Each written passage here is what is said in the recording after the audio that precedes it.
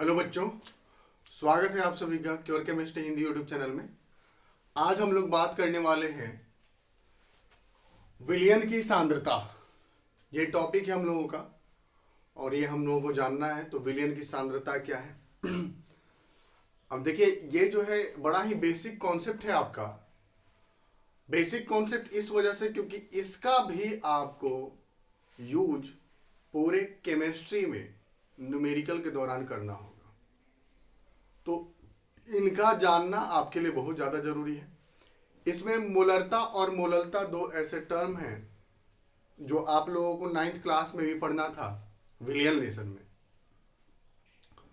और वही सेम हम लोग यहां पर पढ़ने वाले हैं। तो शुरू करते हैं हम लोग और देखते हैं कि क्या क्या है विलियन की सांद्रता में, क्या क्या टर्म हम लोग पढ़ते हैं। ओके, तो चलिए आइए देखते हैं। पहले जान लें कि विलियन की सांद्रता होती क्या है। ओके, तो विलियन का सांद्रता ये होता है कि आप क्या करते हैं कि विलयन का निर्माण करते हैं। ओके, विलयन का निर्माण करने के लिए आप क्या क्या यूज करते हैं? तो विलयन का निर्माण जो है वो दो भागों से होता है, एक विलेय और दूसरा विलायक। विलेय और विलायक के संयोग से विलयन का निर्माण होता है। क्लियर है? विलेय और विलायक के निर्माण से विलयन का निर्माण होता है। अब विलेय क्या है यहां पर? तो विलेय जो है जो कम मात्रा में उपलब्ध होता है, जो कम मात्रा में उपलब्ध होता है, और विलायक जो अधिक मात्रा में उपलब्ध होता है। विलायक क्या है भाई? तो जो अधिक मात्रा में उपलब्ध है। अब समझो, अब इसको हम उदाहरण देकर आपका क्लियर कर देते हैं। मान लीजिए हम लोग शरबत बनाते हैं। तो शरबत बनाने के लिए हम लोग क्या करते हैं? हम लोग शरबत बनाने के लिए चीनी का 2-4 चम्मच चीनी लेते हैं और 1 गिलास पानी ले लिए। ओके, तो 1 गिलास पानी लगभग कितना हो जाएगा आपका? वो लगभग 250 ग्राम के लगभग हो जाता है 1 गिलास पानी, है ना। और आप जो चीनी मिला रहे हो, चीनी कितना मिलाते हो? 50 ग्राम, 60 ग्राम, 70 ग्राम। इससे ज्यादा चीनी तो हम लोग नहीं मिलाएंगे। तो चीनी और पानी को मिलाए, जहां पर चीनी कम मात्रा मिली है और पानी ज्यादा मात्रा मिली है, तो मेरा चीनी जो हो गया वो यहां पर विलेय हो गया और पानी जो हो गया वो विलायक हो गया। ओके, बात समझ में आ रही है? जो कम मात्रा में उपलब्ध होगा विलयन में उसको आप विलेय कहते हैं, और जो अधिक मात्रा में हो उसको विलायक कहते हैं। क्लियर है? और विलायक का जो भौतिक अवस्था होता है उसी पर विलयन का भौतिक अवस्था निर्भर करता है। यानी कि विलायक, जैसे हम पानी लिए थे शरबत बनाने के लिए, तो जो मेरा शरबत तैयार हुआ वो भी कैसा था? द्रव ही था। जैसे पानी मेरा द्रव, वैसे मेरा शरबत जो बना द्रव अवस्था में। ऐसा नहीं कि शरबत जब बनाए तो पत्थर की तरह बन गया, चीनी की तरह बन गया, कठोर नहीं ना। शरबत जो बना है वो पानी की तरह बना। तो इससे स्पष्ट हो जाता है कि विलयन का जो भौतिक अवस्था है वो विलायक के भौतिक अवस्था पर निर्भर करता है। किसी भी प्रक्रिया में विलायक का जो भौतिक अवस्था होगा वही विलयन का भौतिक अवस्था होगा। उदाहरण के लिए जो हम लोग 22 कैरेट 18 कैरेट सोना यूज करते हैं, तो 22 कैरेट सोना या फिर 18 कैरेट आप जो सोना यूज करते हैं उसमें थोड़ा सा तांबा मिला हुआ रहता है, कॉपर मिला हुआ रहता है ना। तांबा को हम लोग कॉपर कहते हैं। तो तांबा या कॉपर मिला हुआ रहता है। सोना आपका कैसा? ठोस। तांबा कैसा? ठोस।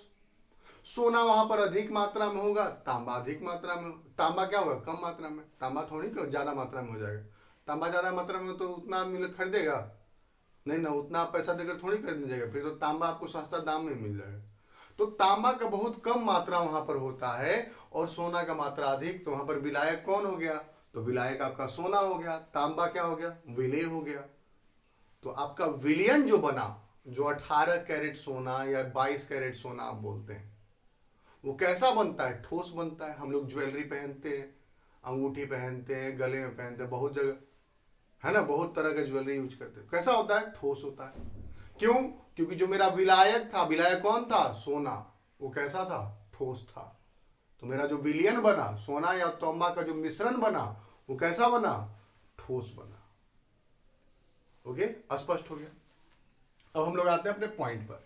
हम लोग का है टॉपिक विलयन की सांद्रता। तो विलयन की सांद्रता जो है वो क्या होता है? तो किसी भी विलयन में विलेय की मात्रा को बताता है, चाहे वो द्रव्यमान के रूप में हो या मोल के रूप में हो, ठीक है, या फिर चाहे जिस भी रूप में रहे, किसी भी विलयन के एक निश्चित मात्रा में विलेय की मात्रा को बताया जाता है। तो यहां परिभाषा लिख देते हैं।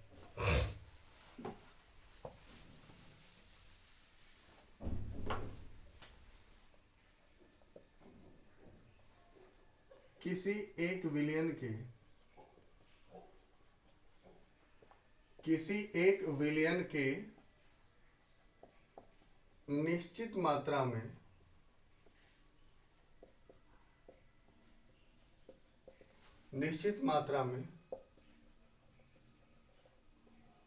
विलेय का जो मात्रा उपलब्ध होता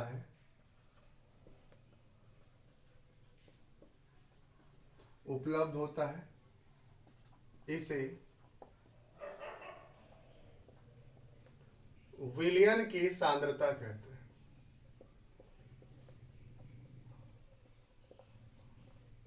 इसे विलयन की सांद्रता कहते हैं। ओके, परिभाषा क्लियर हो गया। किसी भी एक विलयन का एक निश्चित मात्रा हम ले लें, चाहे वो द्रव्यमान में ले लें या फिर वो हम आयतन के रूप में ले लें, किसी भी एक विलयन की निश्चित मात्रा में विलेय का जो आपका मात्रा उपस्थित होगा, ओके ना, उसी को हम लोग बोलेंगे विलयन की सांद्रता। अब विलयन की सांद्रता को अलग अलग रूप में प्रदर्शित किया जाता है।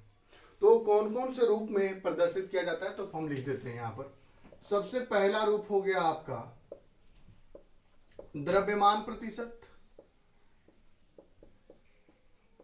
हम लोग विलयन का प्रतिशत दिखाने के लिए, विलयन का सांद्रता दिखाने के लिए अलग अलग इकाइयों का उपयोग करते हैं, ठीक है, जिसमें पहला है हम लोगों का द्रव्यमान प्रतिशत।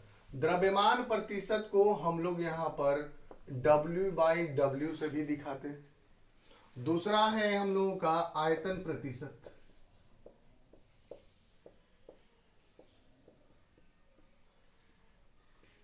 आयतन प्रतिशत जिसको V/V यानी आयतन बट्टा आयतन। तीसरा द्रव्यमान बट्टा आयतन प्रतिशत, द्रव्यमान बट्टा आयतन प्रतिशत, जिसको W/V से दिखाते हैं। इन सब का उपयोग करते हैं हम लोग, हम बताएंगे कहां उपयोग किया जाता है। चौथा हो जाएगा हम लोगों का यहां पर मूलरता। पांचवा मूललता और छठा नॉर्मलता।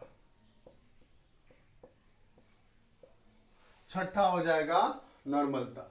तो ये 6 इकाइयों के द्वारा हम लोग विलयन की सांद्रता को प्रदर्शित करते हैं। तो इन 6 इकाइयों को अब चलिए समझते हैं कि छह इकाइयां क्या हैं और इनकी परिभाषा क्या है, इनके लिए क्या सूत्र उपयोग करेंगे, इनकी इकाइयां क्या है, उन सभी का उपयोग करेंगे। ओके, तो चलिए हम लोग का जो सबसे पहला इकाई है उसको लिखेंगे, वो है द्रव्यमान प्रतिशत। फिलहाल आप इसका स्क्रीनशॉट ले लेंगे। ओके, चलिए।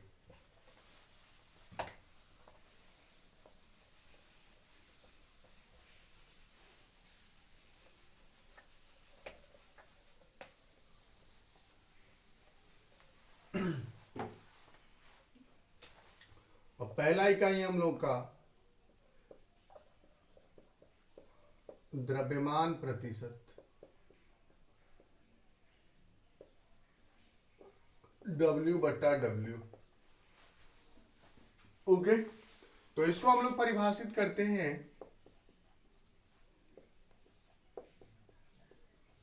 किसी विलयन के 100 ग्राम में, किसी विलयन के 100 ग्राम में विलेय का जो द्रव्यमान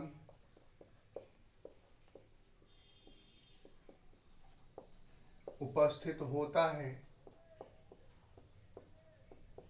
उसे द्रव्यमान प्रतिशत कहते हैं।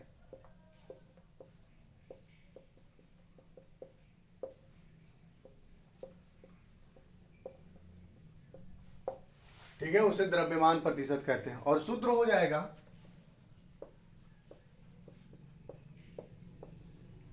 द्रव्यमान प्रतिशत बराबर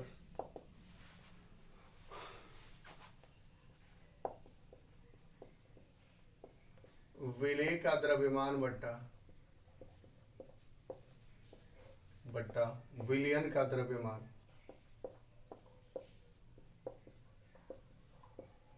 बट्टा विलयन का द्रव्यमान गुना 100%। यही सूत्र होता है द्रव्यमान प्रतिशत का। अब इस पर एक उदाहरण ले ले। क्वेश्चन ये, ओके, क्वेश्चन ये है कि यदि किसी विलयन में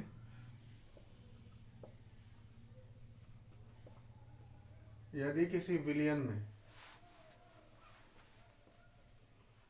10 ग्राम ए तथा 30 ग्राम बी उपस्थित है,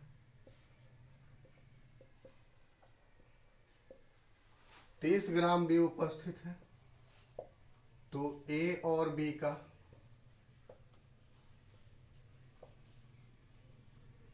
द्रव्यमान प्रतिशत ज्ञात करें।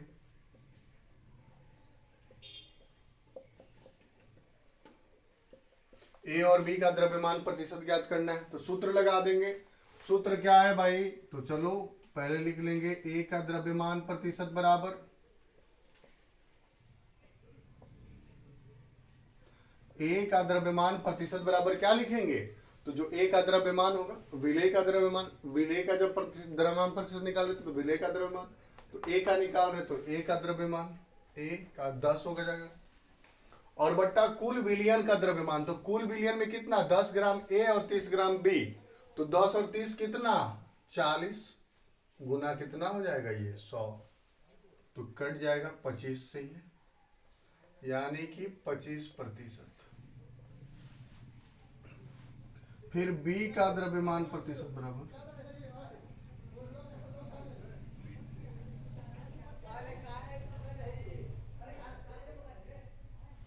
बी का द्रव्यमान प्रतिशत बराबर कितना है?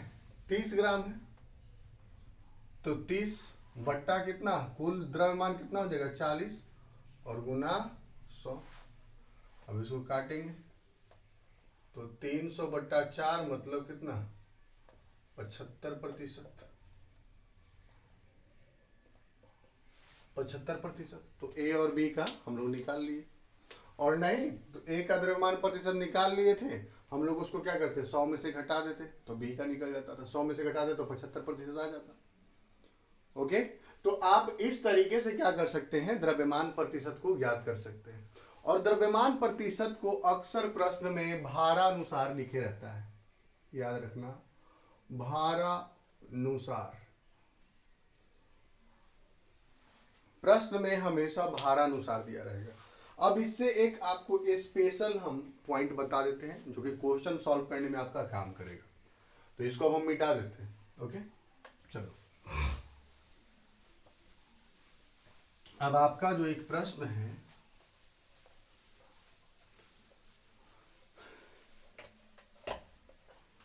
क्वेश्चन में कभी भी ये दिया रहे, क्वेश्चन में अगर दे दिया जाए कि 10% भारानुसार विलेय उपस्थित, ओके ना, अगर क्वेश्चन में बोल दे कि 10% भारानुसार विलेय जो है वो विलयन में उपस्थित है, या फिर कोई भी अवयव बोल दे, 10% ए, 10% सोडियम, 10% क्लोरीन, कुछ भी बोल दे कि 10% ये उपस्थित है, इसका मतलब आप एक चीज दिमाग में रख लेना कि वहां पर विलयन का जो द्रव्यमान है वो आपको कितना मानकर चलना है, 100 ग्राम। जैसे ही भारानुसार प्रश्न में दिया रहेगा वैसे ही आप विलयन का द्रव्यमान 100 ग्राम मान लोगे। तो विलयन का द्रव्यमान 100 ग्राम, तो मेरा विलेय का द्रव्यमान कितना हो जाएगा, तो विलेय का द्रव्यमान कितना हो जाएगा, तो विलेय हो जाएगा 10% ना विलयन का, तो 10%, तो 100 का 10% कितना हो जाएगा, 10 हो जाएगा, तो 10 ग्राम। तो विलायक कितना बचेगा भाई, है? तो विलायक कितना बच जाएगा, तो विलायक बच जाएगा 100 माइनस 10, कितना, 90 ग्राम। आगे बात समझ में। तो प्रश्न में कभी भी ये दिया रहेगा कि 10% भारानुसार, 30%, 25%, 15%, जितना भी दिया रहेगा कि क्वेश्चन में भारानुसार लिख दिया, मतलब आपको वहां पर समझ लेना है कि विलयन का जो द्रव्यमान है वो 100 ग्राम है, विलेय का जो द्रव्यमान है वो 10 ग्राम, सॉरी विलयन का 100 ग्राम, और बाकी जो द्रव्यमान प्रतिशत दिया रहेगा वही उसका बाकी का द्रव्यमान हो जाएगा। ओके, तो ये आपका हो जाएगा। चलिए अब नेक्स्ट, अब अगला देखते हैं।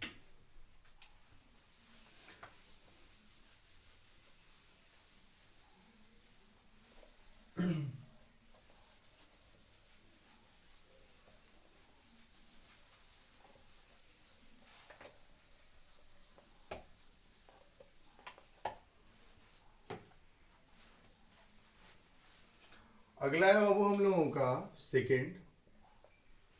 सेकंड हो जाएगा आयतन प्रतिशत।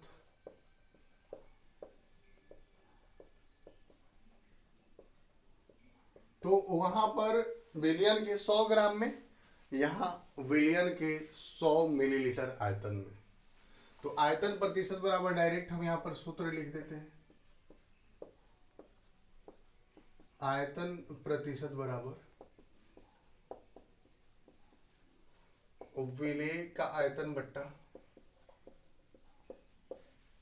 विलेय का आयतन बट्टा विलयन का आयतन, विलयन का आयतन गुना 100। सिंपल सा, विलेय का आयतन बट्टा विलयन का आयतन गुना 100, यही सूत्र लगा देंगे और इसी से हम लोग का आयतन प्रतिशत निकल जाएगा। ओके, अब चाहे विलयन का बोले, विलायक का बोले, जिसका ही बोले वहां पर ऊपर में उसको लिख देना है। क्लियर है? जिसका आयतन प्रतिशत निकालने बोलेगा उसके आयतन को ऊपर में लिखेंगे और विलयन के आयतन को नीचे में लिखेंगे और गुना 100 कर देंगे। इनका इकाई कोई नहीं होगा क्योंकि ऊपर भी मिलीलीटर नीचे भी मिलीलीटर, ऊपर भी लीटर नीचे भी लीटर, तो litre litre cancel, millilitre millilitre cancel, तो इसका कोई इकाई नहीं होगा। ओके, अगला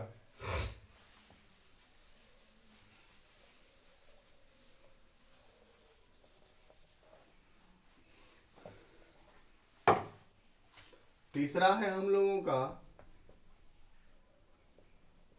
द्रव्यमान बटा आयतन प्रतिशत।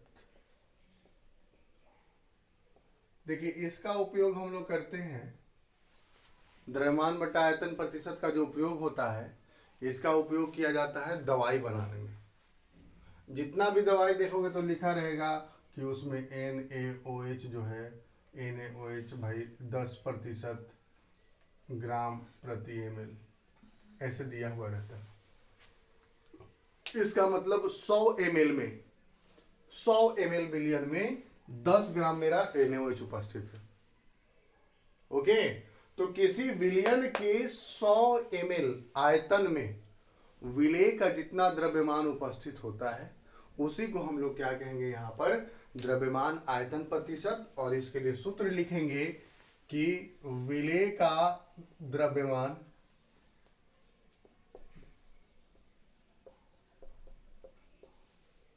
बटा विलयन का आयतन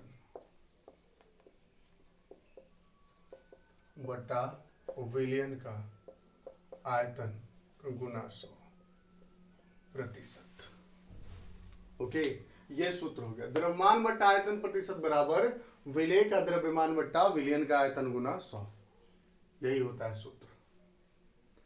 ओके, चलिए अब नेक्स्ट हम लोग बढ़ते हैं और हम लोग का चौथा जो इकाई है वो चौथा है मोल अंश। मोल अंश या फिर इसी को मोल विनांक कहते हैं।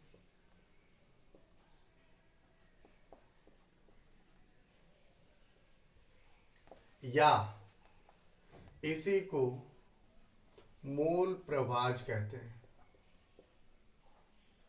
और इसको इंग्लिश में हम लोग मोल फ्रैक्शन कहते हैं। Mole fraction. तो ये क्या है? तो ये एक तरीके से अनुपात, ये एक प्रकार से अनुपात है। तो किसका अनुपात है चलिए जान लेते हैं। देखो अनुपात यहां पर ये है कि देखिए मान लेते हैं ए और बी, मेरे पास ए और बी ये दोनों मिलकर क्या कर रहे हैं? विलयन का निर्माण कर रहे हैं। ओके, ए और बी मिले और दोनों मिलकर क्या कर दिए? विलयन का निर्माण कर दिए। क्लियर? तो दोनों जब विलयन का निर्माण कर दिए तो यहां पर इनके लिए जब हम लोग मोल प्रभाज या मोल विनांक निकालने का कोशिश करेंगे तो उसके लिए सूत्र लिखेंगे। तो मान लेते हैं ए का मोल अंश बराबर, ए का मोल अंश बराबर क्या होगा? तो ए के मोलों की संख्या, ए के मोलों की संख्या बटा ए के मोलों की संख्या बटा ए के मोलों की संख्या प्लस बी के मोलों की संख्या।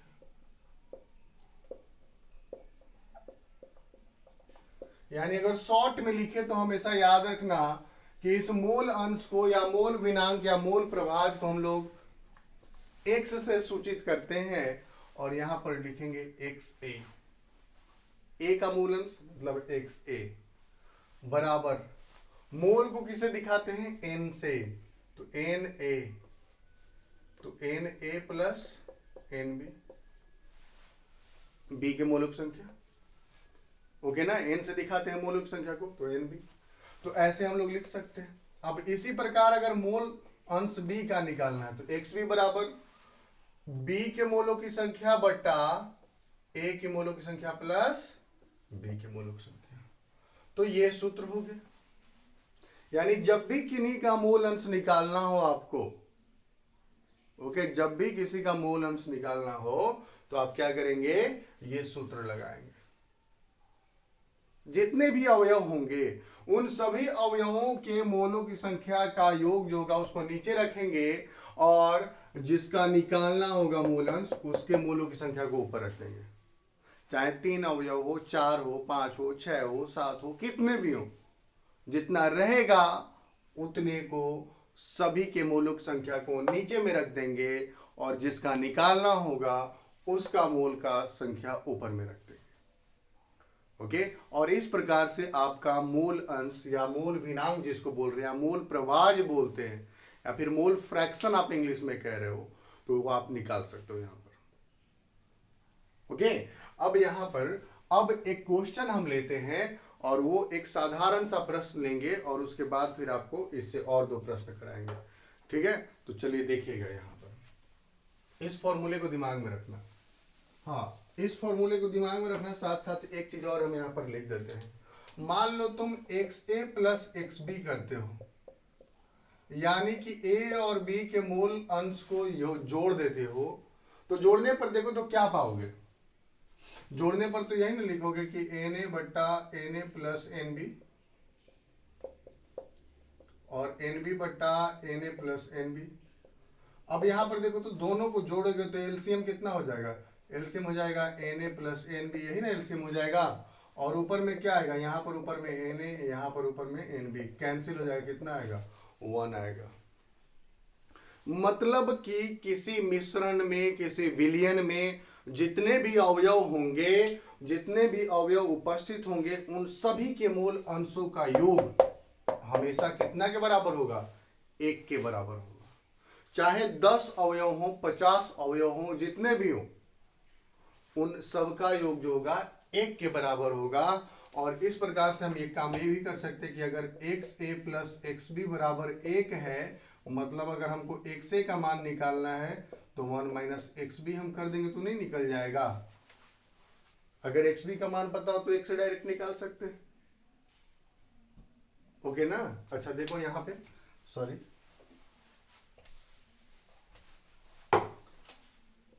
ये जो है यहां पर हम लिख देते, देखिएगा, मान लेते हैं यहां पर आपका क्या आया, एक्स ए प्लस एक्स बी बराबर 1 आया ना, ये वाला देख रहे हो? ठीक है, तो 1 आया, तो अगर मान लो हमको एक्स ए का मान पता हो तो एक्स बी का मान नहीं निकाल सकते हैं 1 माइनस एक्स ए करके? मतलब इतना हल नहीं करेंगे, अगर एक का मान निकाल ले तो दूसरे का इतना आसानी से निकाल लेंगे। ओके ना? इसे मेहनत नहीं करना पड़ेगा हम लोगों को। क्लियर? तो ये एक आसान तरीका है। और एक बात और, कि किसी भी एक अवयव का विलयन में अगर 2 उपस्थित हैं, 4 अवयव हैं, 5 अवयव हैं, मतलब जितने ही प्रकार के पदार्थ उपस्थित हो, तो किसी एक पदार्थ का जो मूल अंश का मान होगा वो 1 से कभी भी ज्यादा नहीं होगा। मतलब अगर यहाँ बात करें तो एक्स ए का मान हमेशा 1 से छोटा होगा, एक्स बी का भी मान हमेशा 1 से छोटा होगा, ये कभी बड़ा नहीं हो सकता है। यानी एक्स ए का मान या एक्स बी का मान, एक्स सी का मान, किसी एक अवयव का मान कभी भी 1 से बड़ा नहीं हो सकता है। और पूरे विलयन का भी मूल अंश का योग अगर निकाल दें तो उन सब का भी मान 1 से अधिक नहीं हो सकता। स्पष्ट होगी बात? अब चलो प्रश्न लेते हैं और उसको बढ़ाते हैं।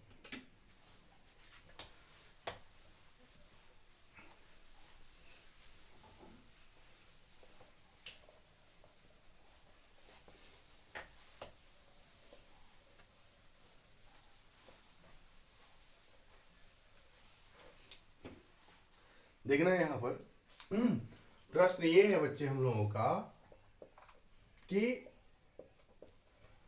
20 ग्राम NaOH तथा 20 ग्राम NaOH का लिए हैं, और उसके बाद हम लोग यहां पर ले रहे हैं, मान लेते हैं कि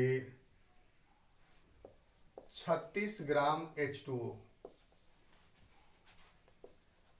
H2O के द्वारा विलयन का निर्माण होता है। विलयन का निर्माण होता है, तब NaOH और H2O का मूल अंश ज्ञात करें। यानी कि NaOH का मूल अंश एंड H2O का मूल अंश क्या होगा ये ज्ञात करना है। ओके, दोनों का द्रव्यमान दिया है और पूछ दिया कि बताइए कि इसका मूल अंश क्या होगा, इसका मूल अंश क्या होगा। चलिए ज्ञात कर लेते हैं, बड़ा ही आसान सा है। तो हम लोग अभी देखें कि किसी का भी मूल अंश निकालना है तो मूल अंश के लिए सबसे पहले हम लोगों को मोलों की संख्या की जरूरत पड़ेगी, क्योंकि मोल का अंश बराबर क्या है? मोलों की संख्या। मोलों की संख्या के साथ ही ना हम लोग कर रहे हैं, मूल अंश ज्ञात कर रहे हैं, तो मोल की संख्या सबसे पहले निकालनी होगी। तो सबसे पहले हम मोल की संख्या किसकी निकाल लें? NaOH की। तो मोलों की संख्या NaOH की, यानी NaOH। हाँ, अब देख लो यहाँ पे दिमाग में आया कि मोलों की संख्या क्या है और कैसा है। तो बाबू ऐसा है कि इसी लेसन में, इसी प्लेलिस्ट में जिसमें आप वीडियो देख रहे हो, उस प्लेलिस्ट का डिस्क्रिप्शन में उसका लिंक भी हम डाल देंगे। और ये जो है आपका, ये मोलों की संख्या का अगर वीडियो देखना है तो आप जाइए उस वीडियो को देखिए, डिस्क्रिप्शन में लिंक दिया रहेगा। तो पहले मोल की संख्या निकालना सीख लीजिए उस वीडियो में जाकर के, उसके बाद फिर आप यहाँ आइए तो ज्यादा अच्छे तरीके से आपको समझ में आएगा। ओके, तो चलिए देखिए, मोलों की संख्या बराबर यहाँ पर होता है दिया गया द्रव्यमान बट्टा मोलर द्रव्यमान। तो प्रश्न में दिया गया द्रव्यमान कितना है? 20 है। और NaOH का मोलर द्रव्यमान कितना होगा? तो देखो तो NaOH है ना, NaOH है, ये Na मतलब सोडियम, और सोडियम का मोलर द्रव्यमान कितना होता है 23 ग्राम, प्लस ऑक्सीजन है, ऑक्सीजन का मोलर द्रव्यमान कितना 16 होता है, और हाइड्रोजन का 1, तो ये टोटल मिला के कितना हो जाएगा 40 ग्राम प्रति मोल, यानी 40 ग्राम प्रति मोल होता है मोलर द्रव्यमान। तो यहाँ पे हम रखेंगे 40, तो कितना 1/2 मोल मतलब 0.5 मोल, इतना आ रहा। अब आगे अगला हम लोगों को चाहिए होगा जल का भी, यानी H2O का भी। तो H2O का कितना दिया गया द्रव्यमान है 36, मोलर द्रव्यमान कितना होगा, देखो H2O में कौन कौन है, H2O हाइड्रोजन है, हाइड्रोजन का 2 ग्राम हो जाएगा, एक हाइड्रोजन का 1 ग्राम, तो 2 हाइड्रोजन का 2 ग्राम, और प्लस ऑक्सीजन तो 16, 16 तो कितना 18 ग्राम, यानी 36/18 मतलब कितना मोल 2 मोल। ओके ना, तो चलो मोल अंश निकाल लें। तो NaOH का मोल अंश बराबर NaOH के मोलों की संख्या बट्टा NaOH की मोलों की संख्या प्लस H2O की मोलों की संख्या बराबर कितना है, NaOH का मोलों की संख्या 0.5 बट्टा 0.5 प्लस 2, तो 0.5 बट्टा 2.5, मतलब यहाँ से डेसिमल हटाओ, डेसिमल हट गया तो 5/25 मतलब 1/5 मतलब 0.4, सॉरी 0.2, इतना कोई इकाई नहीं होगा क्योंकि मोल बट्टा मोल कट जाएगा। ओके ना, तो यहां पर आ गया आपका क्लियर। अच्छा देखिए ये नहीं आ रहा क्या, एक मिनट,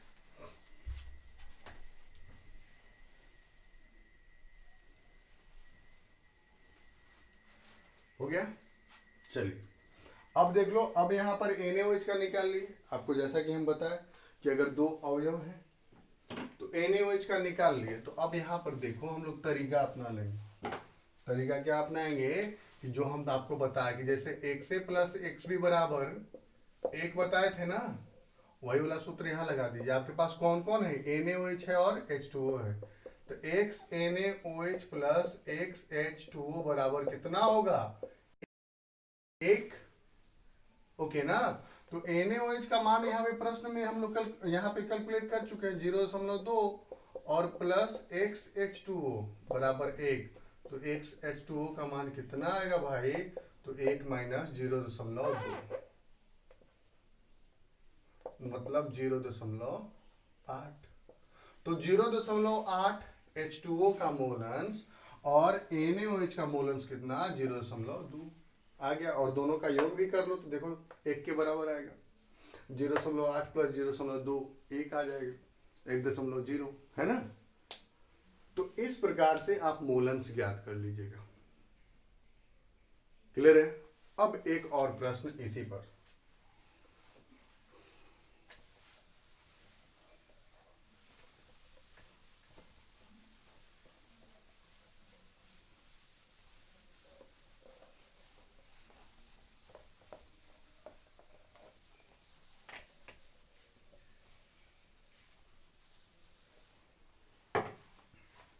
चलो इसी पर एक और प्रश्न आपका रहेगा। देखिए क्या प्रश्न रहेगा आप लोगों का, तो यहां पर है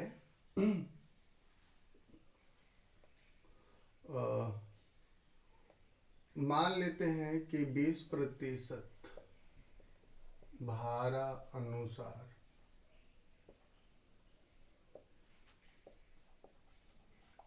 NaOH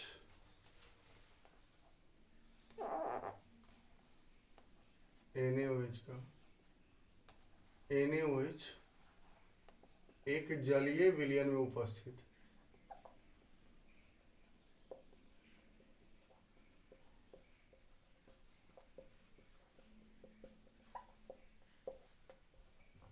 एक जलीय विलयन में उपस्थित है, ठीक है। तो NaOH का मोल अंश ज्ञात करें, NaOH का मोल अंश ज्ञात करें, ठीक है। तो चलो देखो ज्ञात कर लेते हैं। बड़ा ही आसान है। आपको बताया कि अगर भारानुसार बोला मतलब विलियन का द्रव्यमान कितना मान लेना है, W से वेट, वेट मतलब द्रव्यमान, तो विलियन का द्रव्यमान कितना मान लेना है आपको 100 ग्राम। एकदम सिंपल सा 100 ग्राम हो गया। तो मेरा विलेय का द्रव्यमान कितना हो जाएगा, तो जितना प्रतिशत दिया है, तो कितना प्रतिशत दिया है और विलेय मेरा कौन है, NaOH है। तो NaOH का द्रव्यमान यहाँ कितना है 20 ग्राम। जलीय विलयन है मतलब यहाँ विलायक कौन है, तो जल है। तो जल का द्रव्यमान कितना 20 ग्राम। अगर ये तो जल कितना हो जाएगा 100 - 20 मतलब 80 ग्राम। और चूंकि मोल अंश हम लोगों को ज्ञात करना है तो मोल अंश के लिए दोनों की मोलों की संख्या चाहिए होगी, तो निकाल लो। NaOH के मोलों की संख्या बराबर कितनी हो जाएगी, दिया गया द्रव्यमान बट्टा मोलर द्रव्यमान मतलब 0.5 मोल। और H2O का कितना हो जाएगा, दिया गया द्रव्यमान कितना है 80, ओके ना 80, और यहां पर कितना होगा 18 होगा। तो चलो इसको काट दो 9 से, और ये 40 यानी 40/9 मतलब कितना हो जाएगा 9 चुका 36, 9 चुका 36 इतना मोल होगा 4.4 मोल। अब मोल अंश निकाल लो। यहाँ पे किसका निकालना है भाई, तो NaOH का निकालना है। तो जिसका निकालना है उसके मोलों की संख्या को ऊपर रखेंगे,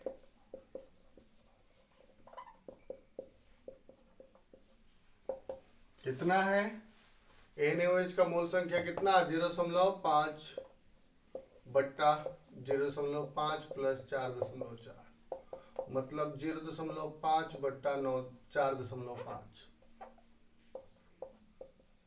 मतलब 5/45 तो 1/9। 1/9 मतलब कितना, तो 0.11। तो 0.11 आ गया मूल अंश किसका, NaOH का। हम लोग ज्ञात कर लिए। तो इस प्रकार का प्रश्न भी आपसे पूछा जाएगा, ठीक है, इस प्रकार का प्रश्न भी आपसे पूछा जाएगा। अब देखिए हम लोग इस वीडियो में कर लिए विलयन की सांद्रता का 3 इकाई जो है, जो कि द्रव्यमान प्रतिशत, सॉरी 4 इकाई कर लिए, द्रव्यमान प्रतिशत, आयतन प्रतिशत, द्रव्यमान बट्टा आयतन प्रतिशत, और चौथा है हम लोगों का जो कि कौन है, तो मोल अंश। ओके, अब पांचवा हम लोग बात करेंगे अगले वीडियो में। ओके, जो विलयन की सांद्रता का पार्ट 2 नाम से उसको डाल देंगे हम, तो वो आपका उसमें हम लोग डालेंगे मोललता, मोलरता और नॉर्मलता। उसमें उस 3 को डालेंगे, क्योंकि वो बड़ा टॉपिक होता है और उसमें काफ़ी कुछ आपको पढ़ना भी होता है और उससे कुछ प्रश्न भी आपको जानना होता है। तो उसको हम लोग एक अलग वीडियो में उन तीनों को बनाएंगे। ओके, तो मिलते हैं फिर हम लोग नेक्स्ट वीडियो में। तब तक आप पढ़ते रहिए, स्वस्थ रहिए, धन्यवाद।